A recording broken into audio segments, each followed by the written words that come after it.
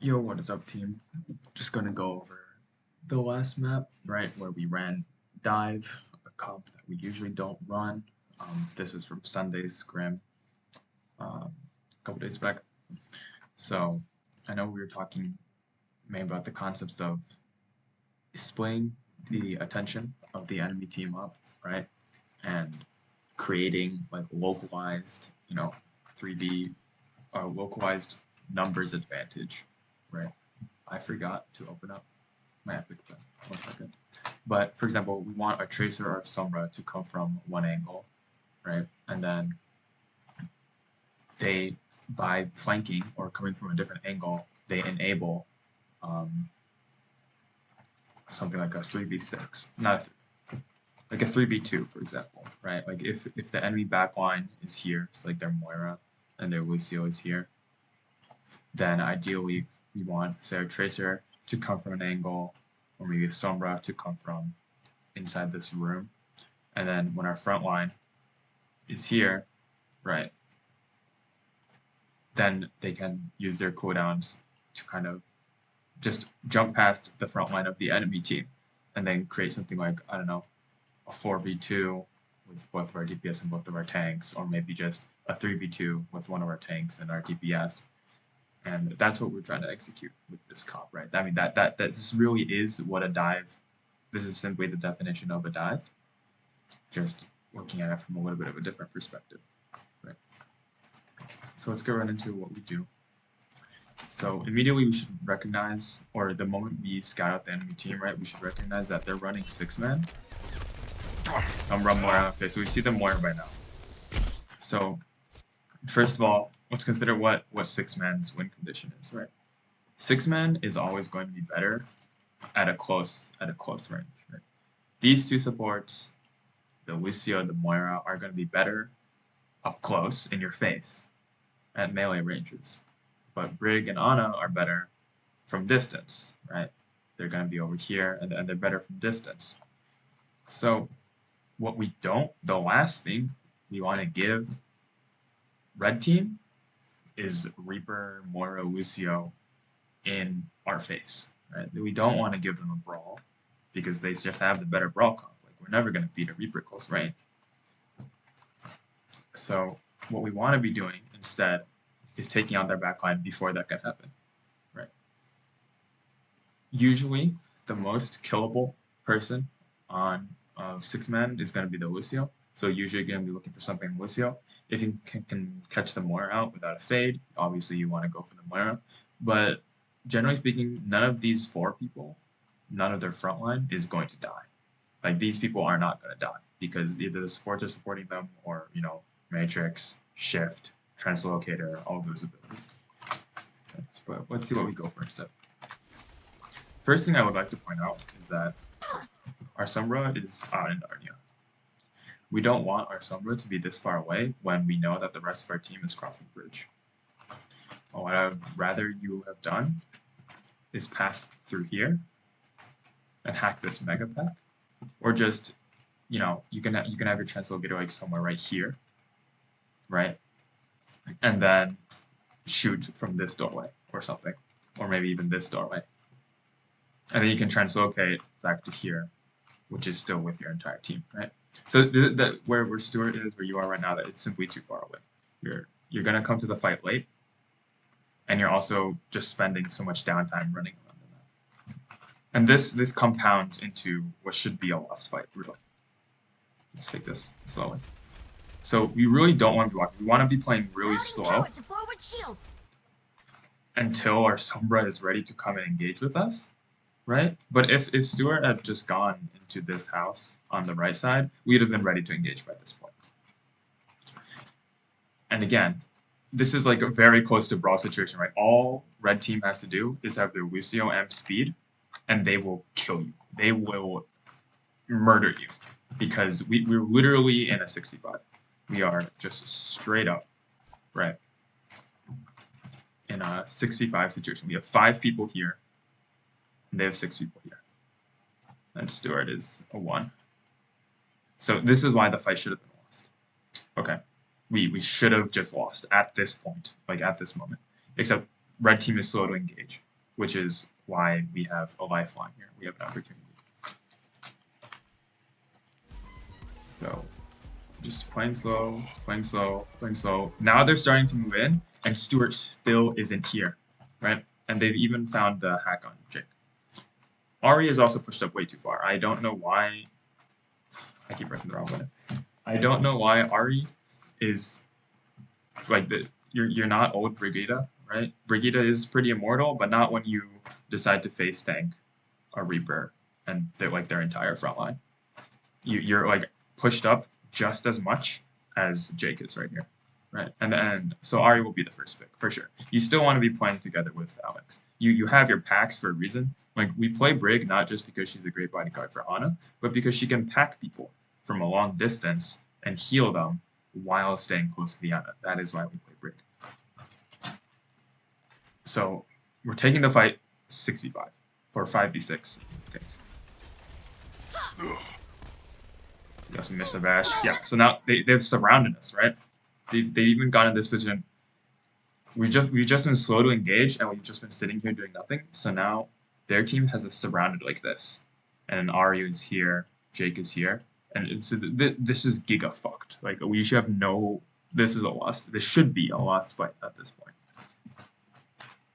But Crazy Cookie Stewart does end up coming in, finding the hack on the Lucio, right? So now we find our opportunity, and we say, okay, now we have to go. We need to make a move. This is okay. It looks slow because it's on 2.5 speed. I think we could have jumped in a little bit earlier. I think that was still like a full second of waiting. But we end up finding it on the Lucio, on the Moira, right? So this is good. This is exactly what our comp wants to be doing. I would say maybe this dive is a little deep because let's take a look at it from Alex's perspective, right? Well, okay, in this case, there's this giant pillar. I didn't even mean to draw like that, to disregard. But Jake, if you jump like here instead, and from a third person view, that would be like here, right? Jake, like somewhere on this axis, if that's where Jake is instead. You're still in zapping range of the Lucio, but you're not like completely behind the entire enemy team. Because where you are right now, not only is there this terrain, but also the enemy team can get in your way, right? So instead of necessarily going like all the way to the back of the enemy team, oftentimes actually, it's better to go into the middle instead of the back. It's like you're splitting them down the middle and then zapping their supports. Anyway, this works out. Our comp does what it intends to do, mostly because red team is extremely slow. And I mean, they have no supports. It's a down fight for red team. Just take this. I don't know. He jumped off. Hi. See, Stuart, I'd imagine you have a pack. Okay, no, that's not even hacked. At this point, I want your next translocator to be on this right side, like close to your team, where your team is playing. You don't want it to be so close, obviously, that your translocator gets caught out. But this is the opposite spectrum. You are so far away. You have so much downtime out of the fight. Let's see our positioning. Why are you? What's Alex doing? Okay.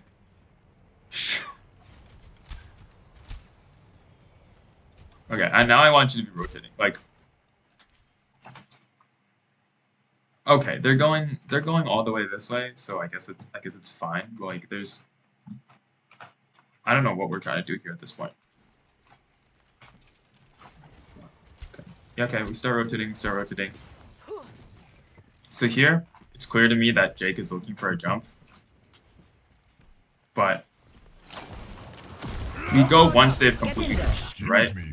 Like, this is obvious that they're already in the safe zone. So this engage either needed to happen much earlier or not at all, and you just would have had to wait. Another thing, I'm seeing like, Stuart, where have you been this whole time?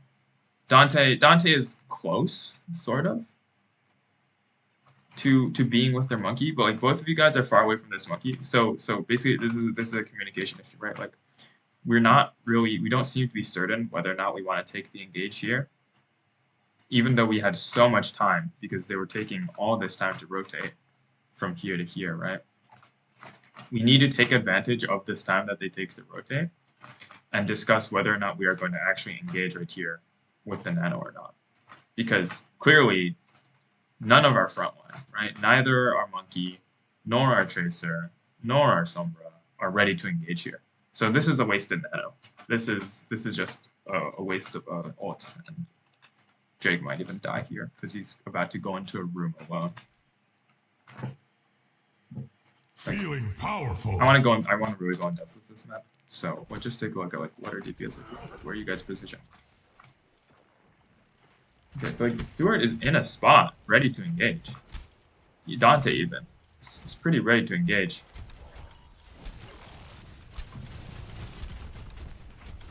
Okay, so like now is when the nano should be called, right?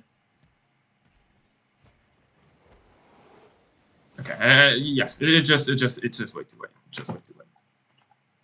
And like our team's backed off from them. Feeling powerful. Very up. Got a hack and an anti on the monkey. So that's just the mechanics difference, right? Like their monkey just giga feeds. Whoa. Using so many ults. I would say we really did not need to EMP there.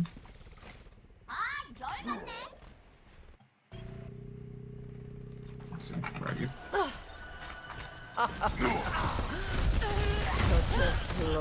Like, what do we need to EMP here? They're down their monkey. Our monkey is already priming them. I just don't see a reason to EMP. We're so up.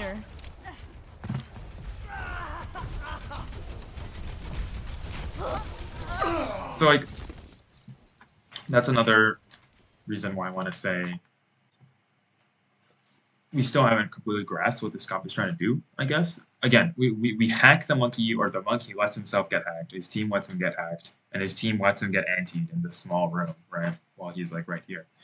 And then we just diff them because they're down their monkey. But we're playing what should be a dive comp, and we're somehow beating 6-man in a tiny room, even though we are playing dive. Okay, so this would not work against a better team that understands how to play 6-man. Instead of taking a fight like inside of the white room, right? It would be cool if we were taking a fight here, and then we have like Jake coming in with a nano from this angle, and maybe Dante is coming in from this angle, and then with Stuart, because you already knew they were coming, right? And you were here much earlier. You could have even done something like climb up the stairs and then shoot them from this angle. And now we have them so surrounded, and like they have nowhere to run, right? We have a nano monkey and both flankers on them. This would have been a really great fight to take, I think, if we had just communicated the engage faster. So we would have Dante, Stuart, Jake, like that.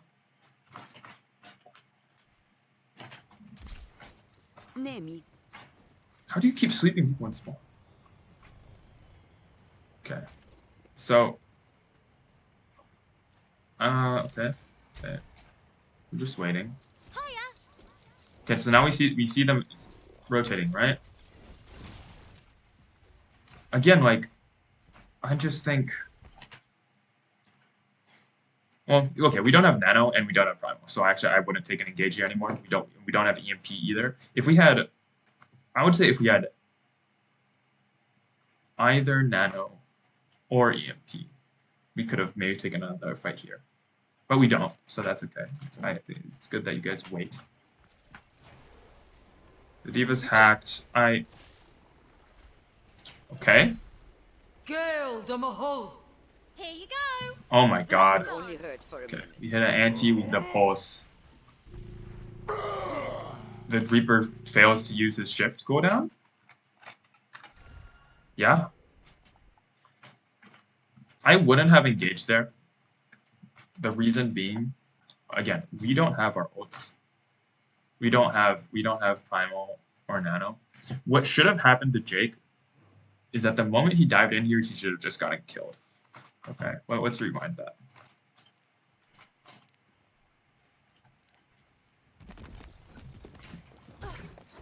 Because not only do we not have the tools or ults to take that fight, really, Jake also ends up going in kind of alone.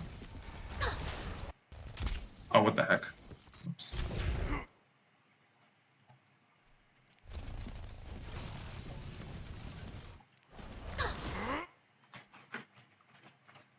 Okay, wait. Let me go a little bit more.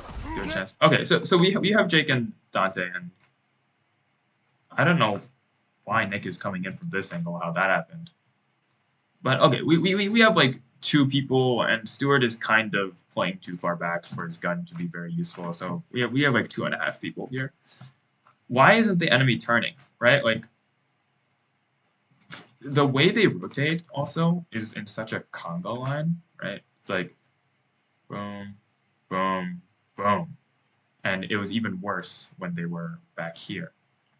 But they're not in a death ball, so this hacked diva who's lagging behind is, again, she shouldn't be, but she ends up being easy pickings for Jake and Dante. So against a team that was rotating in like a nice, quote unquote, balled up form, like in a nice death ball, if they were all localized like this, I really would not have jumped this. Because what will happen, especially with Nick lagging behind so much, is that the Reaper just has to turn around and then absolutely murder you. Because we don't have Nano and we don't have Nano. But we hit the ante again. We hit the hack ante again, right? And we also hit a pulse that the Reaper just doesn't shift for. And then we just get 2 picks instantly and win the fight.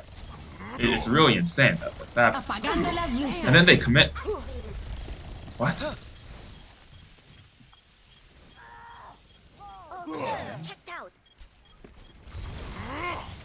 I mean, they're just like, they choose to commit EMP and bomb and die slow. Oh my god. I didn't even realize it was last spot. Sure. They could have reset that, honestly, if they were a smarter team. I'm not sure. Maybe they could have. But that's really insane. I thought this video was going to be longer, but there's literally only 2 team fights that I had to analyze. So that sucks, but that's fine. Overall points, I just want you guys to think about. Whoa, whoops, pen. Flankers still play with the team. You guys mostly got this, right? But flankers are team players. On ladder, or like, you know, on some like random, I don't know, crappy Overwatch guide, you'll see like, oh, flankers can just do their own thing. But no, I've said this many times, I'll say it again. Flankers are good because they can play with their team just from a different angle, right? It's like playing monkey. The really easy way to think about it is like monkey in the middle, right? This is a monkey, a very poorly drawn monkey. But like monkey in the middle is such a terrible game for the monkey because you have, they're just surrounded by 2 people. It's literally getting, it's literally a 2v1 game, right? And this is basically what you are trying to do in a dive comp. You are playing monkey in the middle. You are trying to create monkey in the middle against their enemy backline, right? And you're 2v1ing them from multiple different angles and giving them an extremely difficult time. The reason why, well, I guess you'd have to analyze the whole history of Overwatch, but right, dive, quote unquote, or dive comps or ball comps tend to be better than Rhine comps because Rhine comps literally cannot do this, right? They don't have the mobility to create this kind of a situation. So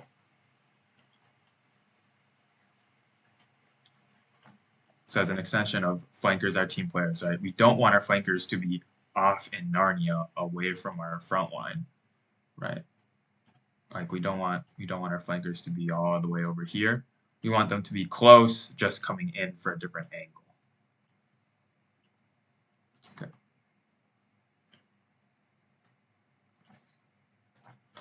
2.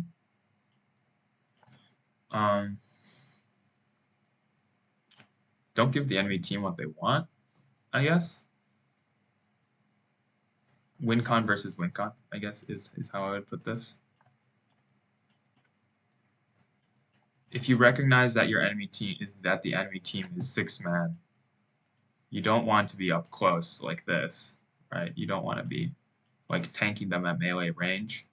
At least not tanking their front line at melee range, because our front line is weaker. We want our back line to be like right here. And then we want our front line to be splitting them down the middle like this. We want to be cutting them apart and then zapping their back line.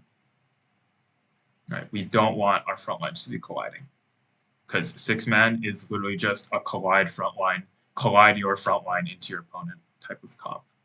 Right? It also just happens to have like a secondary wing comp. Sometimes it can use its mobility to jump the back line, but it's much worse at doing that than dive, obviously. I went to do a little tangent at the end there, but I hope you guys understand what that meant. It was really short, but I think we got a lot of value out of trying that comp out, and we can definitely get better at it in the future. So I'll see you guys on Scrim on Tuesday.